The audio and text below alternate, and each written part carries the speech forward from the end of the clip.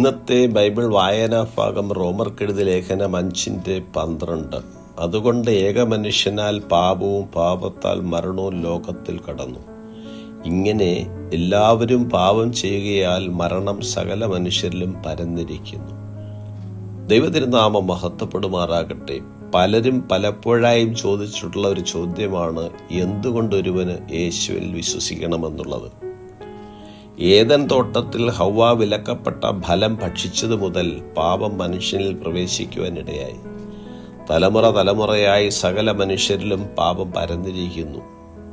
ഒരു വ്യത്യാസവുമില്ല. പണക്കാരനെന്നോ പാവപ്പെട്ടവനെന്നോ ജാതിമത വ്യത്യാസമില്ലാതെ എല്ലാവരും പാപം ചെയ്ത് ദൈവ തേജസ് ഇല്ലാത്തവരായി തീർന്നിരിക്കുന്നു. പാപം ആത്മീയ മരണത്തിന് കാരണമായി തീരുകയും ദൈവത്തിൽ നിന്ന് അകലുവാനിടയായി തീരുകയും ചെയ്യുന്നു.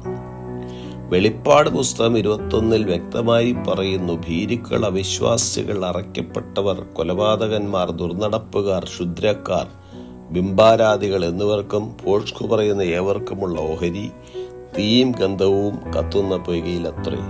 അത് രണ്ടാമത്തെ മരണം. മനുഷ്യന്റെ പാപത്തിന് പരിഹാരമായി ദൈവമൊരുക്കിയ പദ്ധതിയാണ് യേശുക്രിസ്തുവിന്റെ ഭൂമിയിലേക്കുള്ള വരവ്. അവൻ ദൈവരൂപത്തിലിരിക്കെ ദൈവത്തോടുള്ള സമത്വം മുറുകെ പിടിച്ചുകൊള്ളണമെന്ന് വിചാരിക്കാതെ ദാസരൂപമെടുത്ത് മനുഷ്യ സാദൃശ്യത്തിലായി തന്നെത്താൻ താഴ്ത്തി ക്രൂശിലെ മരണത്തോളം അനുസരണമുള്ളവനായി തീർന്നു. ഈ ലോകത്തിലേക്ക് വന്ന് പാപരഹിതമായ ജീവിതം നയിച്ച ഏക വ്യക്തി യേശുവാണ്. സത്കർമ്മങ്ങൾക്കൊന്നും പാപത്തിന് പരിഹാരമാകുവാൻ കഴിയുകയില്ല.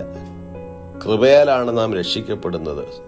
ദൈവത്തിൽ നിന്നുള്ള സൗജന്യ ദാനമാണ് രക്ഷ. രക്തം ചൊരിയാതെ പാപമോചനമില്ല എന്ന നിയമപ്രകാരം പഴയ നിയമത്തിൽ പാപപരിഹാരാർത്ഥം മൃഗങ്ങളെ ബലിയർപ്പിച്ചിരുന്നു. എന്നാൽ പാപമോചനത്തിനായി ഒരിക്കലായ ക്രിസ്തു ക്രൂശിൽ യാഗമായി നമുക്ക് രക്ഷയൊരുക്കി.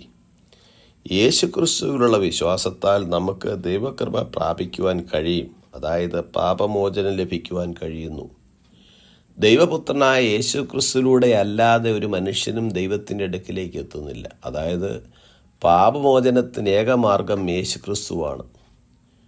വിശ്വസിക്കുന്നവർക്ക് ശിക്ഷാവിധിയില്ല. പാപത്തിന് പരിഹാരം ലഭിക്കാത്തവർ ദൈവത്തിൽ നിന്ന് വേർപെട്ടിരിക്കിയാൽ നിത്യദണ്ഡനത്തിൽ അകപ്പെട്ടു പോകുവാനിടയാകും. നിത്യജീവൻ പ്രാപിക്കുവാൻ ഒരു മനുഷ്യൻ യേശുവിനെ സ്വീകരിക്കുകയും അവനിൽ വിശ്വസിക്കുകയും ചെയ്യണം. മാനസാന്തരപ്പെടുന്ന പാപിയെക്കുറിച്ച് ദൈവദൂതന്മാരുടെ മധ്യേ സന്തോഷമുണ്ടാകും എന്ന് വചനം നമ്മെ ഓർമ്മിപ്പിക്കുന്നു. കർത്താവായ യേശുവിൽ വിശ്വസിക്കുക, എന്നാൽ നീ നിന്റെ കുടുംബവും രക്ഷ പ്രാപിക്കും. ഈ വചനങ്ങളാൽ ദൈവം നമ്മെ ഇവരെയും അനുഗ്രഹിക്കുമാറാകട്ടെ. God bless us all.